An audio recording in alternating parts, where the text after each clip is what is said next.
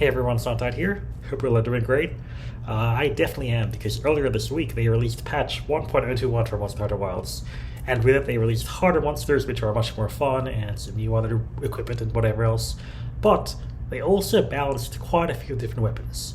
They did a similar thing at patch 1.020, which was the previous patch that had Seregios and Lagacris, and between both of these, they've actually buffed most of the weapons fairly significantly.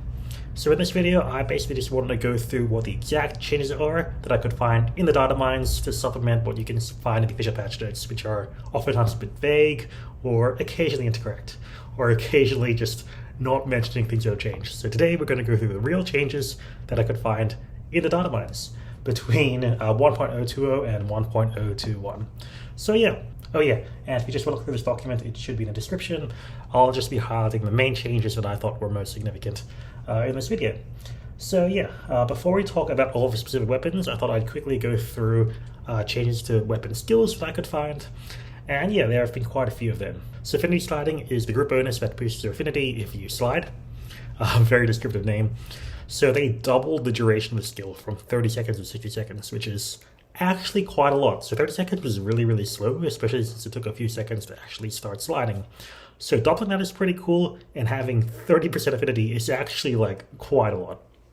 So yeah, if this was still like a decoration or something, I would definitely be using this skill. But as is, having it as a group skill is much harder to fit on. So yeah, affinity sliding, massive buff, but still not a great skill. War Cry, which is the skill you get from having 2 or 4 Blangonga pieces, was always one of my favorite skills. So in that skill, if you do the emote to victory, where your character just gets their knife out and goes, whoa, so that gave you a slight raw bonus. So 3 if you have 2 pieces, and 6 raw if you have 4 pieces, for 180 seconds. Now they've nerfed the duration to 90 seconds, which is honestly really significant. However, they made it stack with Demon Powder. So before, Warcry would not stack with Demon Powder, so now it can. So now you can always have the 3 raw. Overall, it's probably a buff, but I'm a bit sad that I can't just do the emote and then forget about it and never mention it again. Now, Burst Boost is the Ebony Odogarin set bonus. So that used to give you 3 or 10 extra raw whenever you attacked a monster once until Burst ran out. It also increased the duration of Burst Boost. However, what they did here is they give you now 8 raw for Burst Boost 1 and 18 raw for Burst Boost 2, which is actually like really huge. So having plus 8 raw just for having 2 pieces of equipment is actually really cool. I need to go through all the math, but I suspect that this could be very good, even competitive, with some other options if you want to use that. So yeah, I'm actually really excited to go through that. Speaking of massive buffs, so Powerhouse is the Dosha Guma set bonus that gives you bonus raw after an offset attack. So that skill used to not stack with Might Seed or Might Pill. Now it does. So before they didn't stack, so a lot of people who did use Might Seed and Dosha Guma's Might, well, they didn't get any benefit from Dosha Guma's Might. Now you can use both, which is great, and you can probably get a bigger hit now that Powerhouse actually works. So yeah, there's that. And Bubbly Dance. So Bubbly Dance is the Mizitsune set bonus. Before, you'd need 4 pieces to activate Bubble Light, which could activate the skill Slick Blade and give you more affinity. Now you can activate it with 2 pieces, so that's another very strong option that may possibly become meta for other builds, but I'll need to go through the math in more detail later on. But yeah, so this has been the main skill changes. Let's go through some of the actual weapons. So, Greatsword had massive buffs in 1.021, so you can see the full changes on screen right now. But the main ones are that, in general, basically all of your attacks got about a 3 to 5% raw bonus. So including your strongest attacks, like, the True Charge Slash, so that used to be a motion value of 241. Now it has a motion value of 248, so the motion value for this, again, is basically your attack multiplier. So it went from having a 241 times multiplier to a 248 times multiplier, which is, I think, like 4 or 5%, which is crazy. And yeah, basically every attack got a multiplier, so your overhead slash got like 3% extra damage. Everything is stronger, which is great. You also get a massive element and status bonus. So the status bonus was not mentioned in the patch notes, so that's something you can find via data mining. And it was actually very, very strong. So I think the Wide Slash, you can see, went from having like 1 times multiplier on element damage to having a 1.7 times multiplier, which is great. And even the full True Charge Slash goes from 1.5 to 2.0. Now, if you don't know about this, the Greatsword, like weapons themselves, have absolutely massive element stats. So yeah, these changes are actually fairly decent damage bonuses. So yeah, great buffs for Greatsword. So there's that. There was also a change somewhere in the code, somewhere in like the files, that gave it a variable of 0.5 for something called LiveSec. In other weapons, LiveSec corresponds to things like iframes or trigger frames. So that randomly appearing on Mount Finisher, I don't know what it means, but it was funny, so I thought I would mention it. Non-zero chance, this is something to do with like power tree charge slash would be my guess, but I don't actually know. So yeah, there's that. This is a great sword.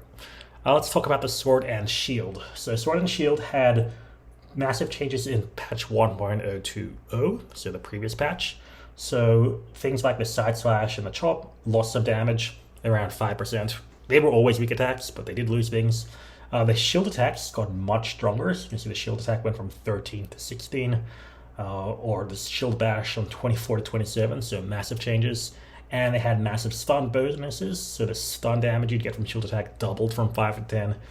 The hard bash went from 30 to 35.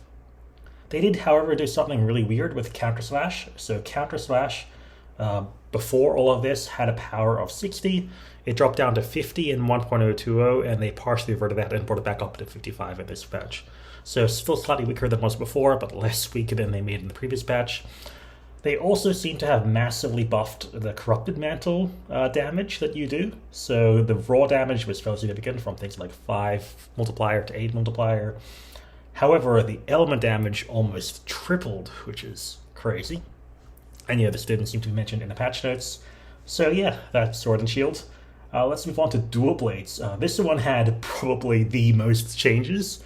Probably the most important ones is they changed Demon Boost fairly significantly. So Demon Boost is one of your buffs you get after you dodge at the right time. And so they gave you a movement speed bonus now. Before there was none, and it went up to 1.11 in the first patch, and the second patch it went up to 1.16, so you move much faster. In the first patch, there was a stealth nerf to the duration, which was not mentioned in the patch notes. It went from having a 24-second duration down to a 20-second duration. However, they changed it again in the last patch, so you get a bonus to your duration if you continually dodge at the right time. So normally it went from 8 seconds bonus to a 4-second bonus duration. Now it starts off being a 12-second bonus and then an 8-second bonus. So what that means is that basically if you evade once and then never evade again, your duration is going to be 4 seconds lower than it used to be. If you can evade twice, it'll be 4 seconds higher than it used to be. So yeah, that's probably a buff, but yeah, that's what's happened. They also did make it slightly easier to activate this. So you used to have a 0.1 second window. Now I have a 0.15 second window, so 0.05 seconds extra, which is nice. Now let's talk about some of the damage numbers. So they did some weird things. So when you're in Demon Boost mode, they reduced your raw bonus and increased your element. However, for a lot of the different attacks, they boosted your raw and decreased your element. The way the numbers worked out, the raw buffs were higher still than the nerfs, while the nerfs were lower still than the buffs they got. Bottom line, if you're using Blade Dance, you should still expect higher raw damage and slightly less element damage, but there's some other stuff there. There was also a change to something called buff effect change time. I think that was power prolonger. This was mentioned in the official patch notes as well. But yeah, Dual Blades had a whole lot of changes to a lot of different attacks. So check those in the description for more details if you'd like. Longsword, because I'm a longsword main, I am biased. I had a whole video on that already, but there is something I missed. What I did mention in the previous video is that a lot of your attacks got around a 10% damage bonus. So that's your Spinning Crimson, your Round Slash, your your Spirit Release Slash and the full Crimson Slash combo, although the first attack got slightly nerfed in terms of element damage. They changed some combos. However, what wasn't mentioned in any of the patch notes was that they actually buffed your damage in white and yellow. So it used to be a 1.025 for white and 1.05 times multiplier for yellow, and they've basically given white to the old yellow multiplier and given yellow a higher multiplier, about halfway between yellow and red. So yeah, you basically have a 2.5% extra damage bonus when you're in yellow now, which is crazy, unnecessary, but I guess it's nice. I think it also helps with Spirit Release Slash buffs, because now if you Spirit Release Slash, you're always going to go to white, and so you have slightly more damage when you do stuff in white, which is nice. So yeah, fairly significant longsword buffs. In 1.021, they also changed EI Spirit Slash, so they, to my understanding, removed some of the lag that you'd get when you did the attack. And they also increased the duration of the evade window, so it went from going from having a 0.2 second trigger window up to a 0.3 second trigger window. So about 50% more chances to activate that, like 50% more active frames, which makes it significantly easier to activate, which I think is nice. So yeah, a nice change to EI Spirit Slash. That's pretty cool. Hammer had very few changes, and they were all in the previous patch, 1.020. So there were changes to offset attacks. The main numerical changes, I mean, though, were that Charge Big Bang went from 120 motion value to 130 motion value, Mighty Charge Slam went from 190 to 200, and Element Multiplier for that same attack went from 1 to 1.5. But yeah, I think the offset changes are most significant, and that doesn't really come out in terms of numbers. So yeah, Hammer got some nice stuff, but not so much in numbers. Same deal with Hunting Horn. So the one change I could find in the patch notes were the data mines were basically there's a variable for a sounding melody. Now every hit can create a sound wave if it hits, which is cool. But yeah, no other real numerical changes for Hunting Horn. That was probably the least touched weapon over these patches. Lance had a lot of cool stuff, especially in this most recent patch. So when you land a power guard, you take some damage. They've basically half the damage you take from a power guard. So before, you take a 0.1 times or 0.2 times or 0.3 times of the damage you would take, depending on how much knockback you take. Now they've gone to 0.06, 0.11, or 0.16. So yeah, you half your damage you would have taken further if you use a power guard. However, a lot of your numbers for attacks changed fairly significantly. So quite a few attacks had pretty big element changes. Quite a few attacks had pretty big raw changes. The ones I've highlighted for element are the mid-thrust combo. So they've given basically a 25% element damage increase for the mid-thrust combo. However, the high-thrust combo got a raw increase instead by about 7%. So I think their intention was for mid-thrust to be like an element attack and for high-thrust to be a raw attack, which I think is a cool design choice at the very least. Wide Sweep got buffed by Boast. Sorry, what did I just say? Wide Sweep got buffed for both. And Finishing Twin Thrust got some other cool stuff. There's been some significant changes. They also did increase the radius for Retribution Thrust, your Focus Strike, I think, fairly significantly as well. So Lance got some really cool changes. Moving on, Switch Axe got a lot of stuff in the previous patch. So basically, they massively increased the gauge region you get if you attacked in Axe mode by like double, sometimes triple, sometimes a bit less than double, but a lot of your attacks got massive region bonuses. And they also reduced some of the gauge you'd use in sword mode as well, which is nice. Probably the most significant numerical change is that the extra damage you get when you get the explosions from hitting dead monsters around you has massively increased from 0.35 to either 1.0 or 0.85 depending on the attack, which is a lot. And other attacks got some pretty nice damage bonuses. So Follow-Up Heavy Slam gives like a 30% raw bonus. And Offset Rising Slash now does 25% more offset damage. That was in the most recent patch, which is pretty cool. So it's easier to get offset attacks off, and when you do, you'll land more damage, which is nice. So yeah, cool buffs to Switch Axe. Charge Blade got a few as well. So in the previous patch, there were quite a few different buffs and nerfs. It was fairly complicated. Check the notes in the description for more details. But yeah, things like the weak slash and the return stroke got some decent buffs. There are some new attacks that seem to be what happens if you do like a super amped element discharge after some other attacks. So it's sort of like the true charge slash for the great sword, where if you land an attack beforehand, you get more damage. So yeah, there were some new attacks. There were some weird changes to element damage as well. So there was this weird stealth nerf where they basically massively boosted the sharpness you would lose for certain attacks. Where is it? Yeah, so power axe sticks sharpnesses went from needing 1/10 of a sharpness to like 1/3 of a sharpness, which is weird. And then they just reverted that stealth nerf, so that was probably like an accidental bug, someone typing something weird in the code. So yeah, they did some nerfs in the previous patch, and then here they reverted some of the nerfs. So Charge Blade overall been buffed in the last 2 patches.